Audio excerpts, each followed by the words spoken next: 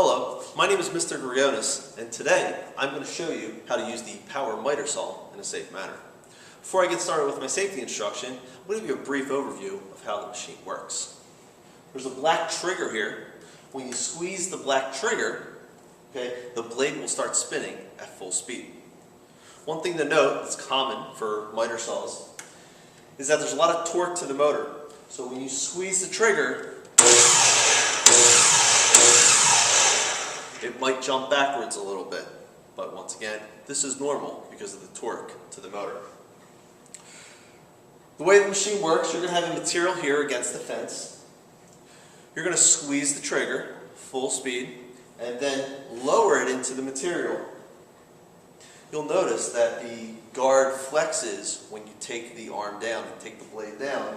This guard flexes, that's normal, and that's a good thing. It's going to flex around the material.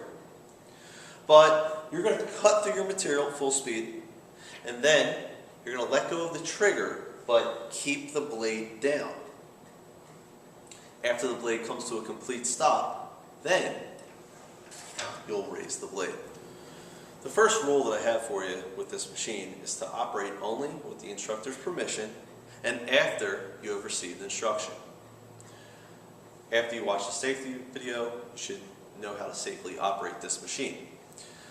Also, for my class, I must be here. I must be within 5 to 10 feet of this machine. I must be back in this area of the room.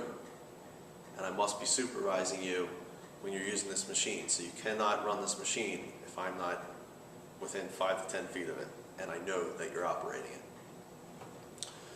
Rule number 2, remove jewelry, eliminate loose clothing, and confine long hair. If you have hair that's below the shoulders, both male and females need to have it tied back. You'll notice I have my sleeves rolled up today. If you have a hoodie on with drawstrings or a zipper, make sure your zipper is zipped up, make sure your drawstrings are tucked in, but any baggy or loose clothing should be tucked in or taken off. Rule number 3, make sure all guards are in place and operating correctly.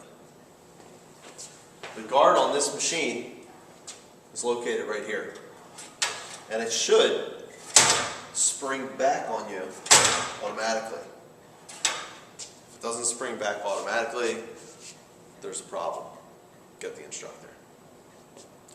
Rule number 4, always use proper eye protection. No matter what you're doing with any machine in the lab, you should always wear proper eye protection. Rule number 5, keep your hands 8 to 10 inches away from the blade. The manufacturer actually has marks here on the saw that say no hands, and there's a line in the aluminum. No hands here, no hands here. To further enforce this, and to further show this to you in the video, I put these red signs here on the fence that say no hands. And they start at the manufacturer's line right here, right here. Rule number 6, line up the blade with the cut line or the cut mark.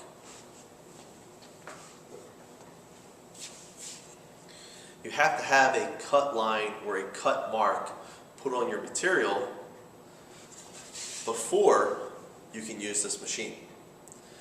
Once you have that mark on the material, you can bring it over to the machine. There's a gap here in the center. The center of this gap is where the blade comes through. That's where you want your cut line.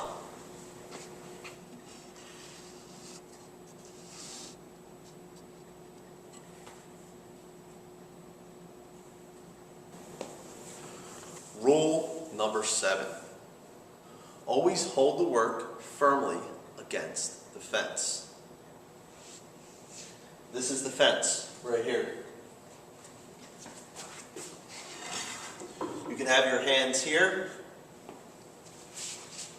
You can have your hands here. You can also hold the material firmly against the fence with a clamp as well. Here we're here. But always remember, you need to keep your hands 8 to 10 inches away.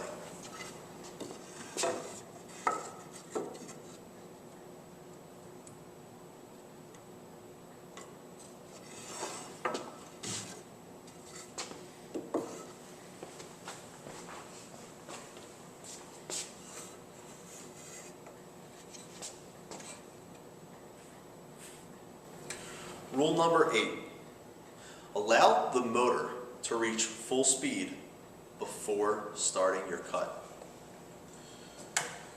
Before you start your cut, you're going to squeeze the trigger and let the saw get up to full speed before you apply the blade to the material.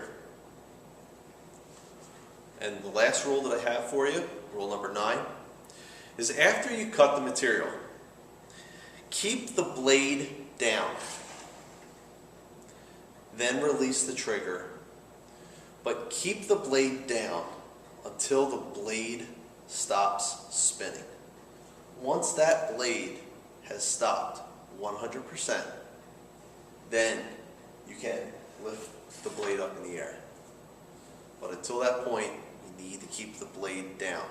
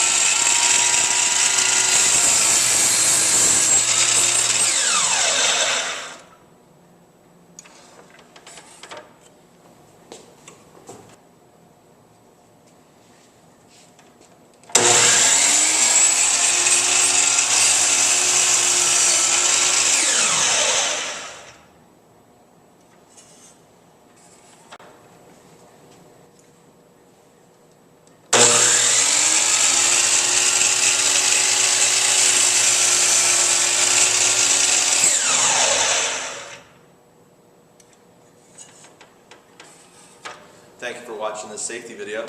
If you follow all the rules that I've shared with you today, you'll be able to operate this machine in a safe manner.